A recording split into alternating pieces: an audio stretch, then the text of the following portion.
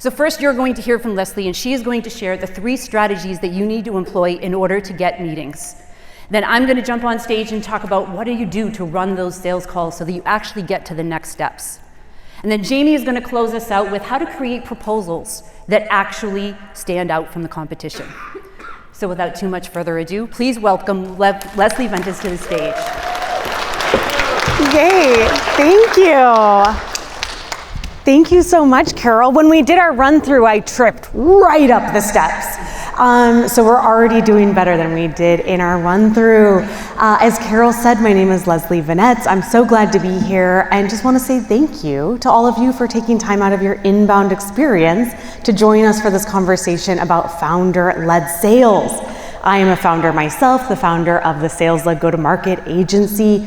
I work with my clients on top of funnel excellence, so everything from figuring out who to contact, what we're going to say to them, and where we are going to say it. So we'll dig into some of those strategies today. As Carol hinted, I also published a book called Profit Generating Pipeline. Yes, I know a few people in the crowd already have their copies. It debuted as the #2 USA Today business book in the country, in the world. Maybe that's aspirational, that's next. Do me a favor, folks. You see a QR code on the screen? That will send you to my LinkedIn. I'm a LinkedIn editorial top voice. I'm a LinkedIn sales beacon. I post there every single day as a chronically online human. So if you want to continue to stay in touch, you want to get daily sales advice, take a picture of that QR code, send me an invite, and we will stay connected.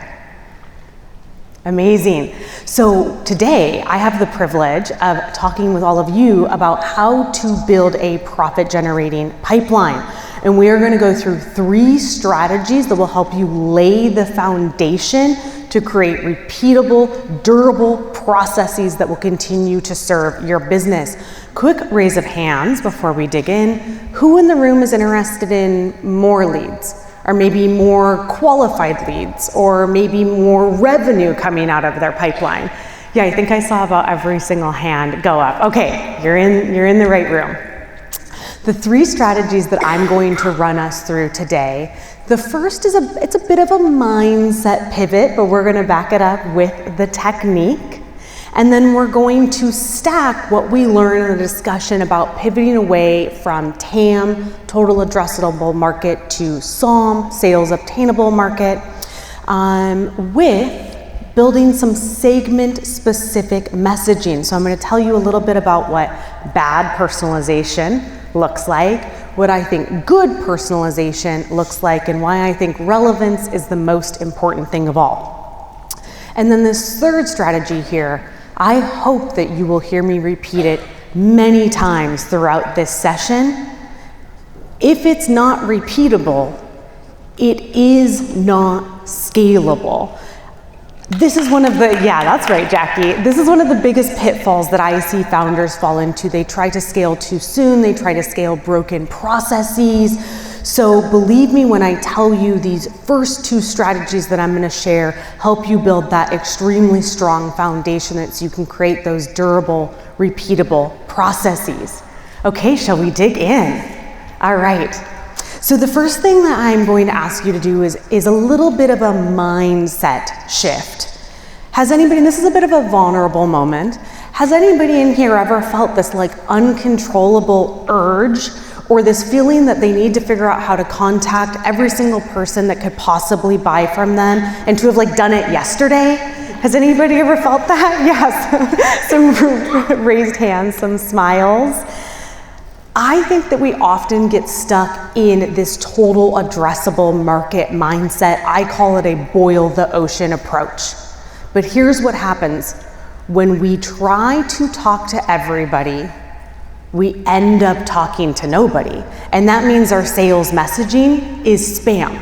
So the first thing I'm going to ask you to do is just acknowledge that it is tough to not fall into that boil the ocean mindset, but we have to resist it so that we can stay focused on our SOM, which is sales-obtainable market, which is a very fancy way of just saying your best fit accounts, your territory. These are the accounts that you're going to put into your CRM. And since we're at a HubSpot conference, I'm hoping that everybody is using some sort of CRM. And then I'm going to ask you to go even one step beyond those best fit accounts in your territory, and that is to do some ICP segmentation. So we're going to match that mindset shift with a technique. And I'm going to teach you how to do this, but the idea of ICP segmentation is that you are going to chunk out pieces of your territory so that you can get extremely clear about what problems matter most to them and what outcomes you can offer that will be most pertinent to them. So, the first step to start this ICP segmentation technique process is just to use some filters. So the demographic, the psychographic, the firmographic filters, these could be basic things like revenue, employee count, maybe geography. You could go a little bit next level and maybe use a filter for what's in their tech stack. But what you are going to want to do is use the filters to create segments within your territory. So 2 tips to make this work. This is what I do with all of my clients. The first tip is that you need to do at least 5 filters to really unlock the potential of ICP segmentation. The second tip is that one of those filters needs to be a demographic filter for the title. Because who's gotten an email that says like, this is for business executives like you, right? And you're like, oh, sure it is. And so I think we can all acknowledge that nobody wants to receive an email that says finance executives when you and I both know that what a CFO cares about, how they think about the problems they are facing and how they think about solving them is much different than what a director of accounting cares about. But they're both finance executives, right? So one of those 5 filters needs to be title-based so that we are very clear about who we are speaking to, the person. The others can be account-based, but it's going to give us an opportunity to go from trying to talk to everybody in our territory, because even if it's all our best fit accounts, that's still going to be generic, to saying, okay, I'm writing this email with the CFO of a company headquartered in the US that has between $1 and $3 billion in revenue, that has at least 1,000 employees, and they are in the CPG, the consumer packaged goods space. But maybe you're feeling wily, so you're gonna say, actually only F&B, that segment, and maybe you really wanna go for it and you say, actually only manufacturers of pet food.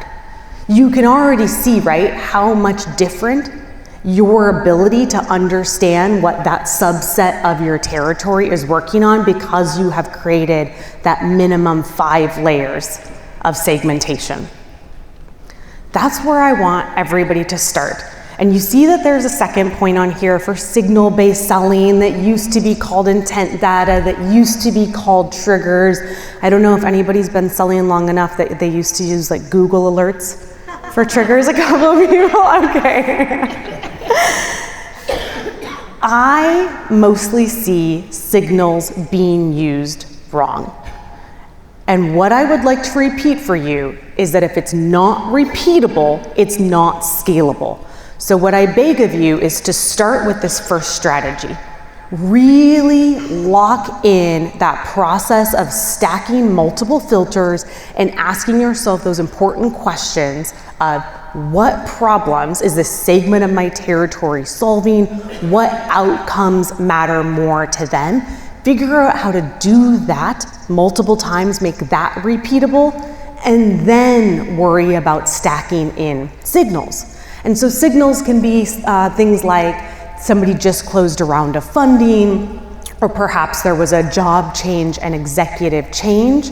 They are signaling you that now is the right time to reach out. Almost always the email sounds like, congrats on your Series A, here's my widget. So we don't want to use signals that way, which is why I really implore you to start by asking the important questions of what does this segment of my territory care about, get that right.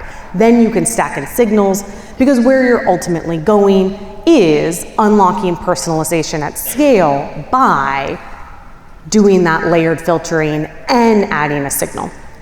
And I acknowledge that this might feel like a lot of work. You might be thinking, sure, I get it, like I acknowledge that could work, but like, Leslie, we need to close deals and we needed to close them yesterday. Here is what I promise you, that if you do not take the time now to understand who your best fit accounts are and to ask those important questions about how you can meet them where they are at, speak their language, index on relevance, you will scale broken systems and it will cost you later. So if it is not repeatable, it is not scalable. That's right. I'll get everybody repeating it by the end of the session. Okay, so now you know how to use ICP segmentation to take pieces of your territory out so you can tackle your territory segment by segment. So the next thing that we are going to do is learn how to write some segment-specific messaging, and we're gonna do a little bit of an exercise. I'm gonna give some books away. But first, I need to tell you, they have been lying to you about personalization. Has anybody read from like a guru on LinkedIn that you need to have like personalization and hyper-personalization and contact level personalization in every single email you send? Yeah, some nods, some heads up. I do not believe that to be true. The data backs me up. What I think and what I know is significantly more important than personalization is relevance. Personalization right now is mostly being used to be disingenuous, or like that example with signals, to say something that is a signal that you should be reaching out, but to not connect the dots to make it applicable, to make it relevant to the prospect. I had to go no further than my own inbox to pull out an example of this. I saw your LinkedIn post. I admire the work that you're doing in the business space. They didn't call me a game changer. So I don't know if this was written by a human or AI, but what LinkedIn post? What do you admire about it? What do you mean the business space? You couldn't even say the sales space? So those are the types of disingenuous, irrelevant emails that too many folks are saying. And I thought it was important enough to call that out before we move into this exercise on segment-specific messaging, because I don't want any of you to fall in to that trap. None of you have ever sent an email like that, right? No. Amazing. Okay, so we're going to do a little exercise together on how to create segment-specific messaging. And the goal of this is to stack what we just learned on how to create ICP segments within our territory with highly relevant messaging. And what it's going to allow us to do is to move from very product-centric messaging that does not resonate, it does not get opens, it does not get replies, it sure as heck doesn't help us build a profit-generating pipeline. We're going to replace it with problem-centric messaging, because we've now taken the time to really think about the problems that our prospects are facing and what outcomes are most important to them. So we are going to use one of my favorite frameworks, FABS, features, advantages, and benefits. Has anybody ever seen this before? I'm really dating myself. It's an oldie but a goodie. So most sales messaging stays stuck in those first two buckets, features and advantages. And folks, I audit thousands of emails a year, so I can tell you with a high degree of confidence that about 80% of them are just feature-based emails. They are just an email to a total stranger saying, this is what my company is and this is what my product does. They do not care. Some of them, maybe an extra 10%, goes the next step to actually talk about what the advantage of the feature is. But the advantages are always, we save you time, we save you money, we make you money, we reduce risk. It's the same thing that all of your competitors are saying, and it still does not feel impactful to the recipient of the email because you are not telling them why it matters to them, how it is related to their problems and their outcomes. So we want to go all the way to the last bucket, which is benefits. And we want to write sales messaging that really speaks to those prospects. But here's where you start unlocking that personalization at scale, because you have created that ICP segment, right? And so maybe it's only 32 people, 58 people, 17 people, but you are so clear on the problems they solve because you have created such segmentation that you can now start creating sales messaging that is 99.9% sure to be relevant to them without having to ask them about their vacation to Cabo in 2017 and how swimming with dolphins was. So again, had to go no further than my own inbox to come up with an example of this. So if any of you are wondering, oh my gosh, do I write product or problem-centric messaging? Here's a really quick audit that you can do. Product-centric messaging tends to be riddled with I, we, and our language. Problem-centric messaging, which is what we want, tends to be more heavily using they, their, you, your language. So, right, we can see this. I'm reaching out, we provide, we deliver. This is a copy and paste email from my inbox. I edited out the company because I'm a good person. And then they just gave me like a very long run-on sentence with features. I rewrote this email using the same company uses the same product and just made a little pivot to make it feel like it was about the person receiving the email. Who was more likely to respond to the product-centric email? Nobody. Who's more likely to reply to the problem-centric email? Right? Everybody. It's a pretty simple pivot, but it does take a little bit of thoughtfulness. So we're going to do a little exercise together.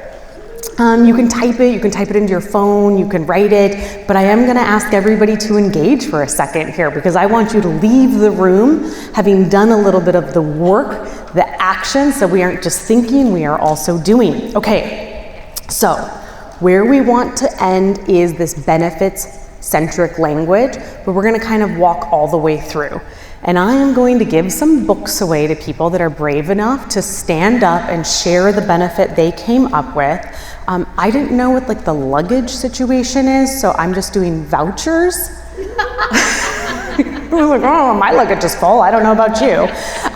So if you stand up and you do get a book, just meet me afterwards. We're all going to hang out afterwards to answer questions, and you can give me your email and I will send you a voucher so that you can get the book for free. But let's all do this exercise together. Okay, first, write down one feature of your product or service, hopefully the one that you talk about the most, but just that feature, just that thing that describes your product, and then also write down the number one advantage of that feature. So does it save time? Does it save money?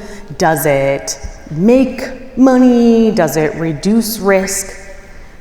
And then this is where I'm going to ask you to do the hard but essential work of asking yourself, why does that matter? What impact would that have? Why would that impact really matter to my prospect? So I want you to ask yourself those why and what questions 3 or 4 times, maybe more, so that you can really get dialed in to what is the benefit? Why does this matter to the person reading my email? Not what it is, not what the generic advantage is. What impact would it have on them in their ability to do their job and live their life? So I'll give you a couple seconds here, but as people start coming up with ideas, answers, and you want to be so brave as to say the benefit you came up with, my dear friend Lauren Bailey has a microphone. Yes, that's right. We love you, Lauren Bailey. I'm a four-time mentor with Girls Club. Yeah, love that. She is going to bring the microphone around so you can say what your benefit is, and I will give you a book. Even if I don't love it, I'm still going to give you a book and tell you did a good job. So take the risk, folks. I'm here to give compliments. We have a first, you hero. Hi. We have a law firm. So our product is bankruptcy. The advantage is that we erase all the debts of one person, and the benefit of that is the fresh start, like financial fresh start. Ooh, that's a big benefit, right? So it's not that they erase bankruptcy. You don't want to write an email that's just like, hey, we erased bankruptcy. You're like, we offer you a fresh start at life. Much more compelling. Great example. So Please.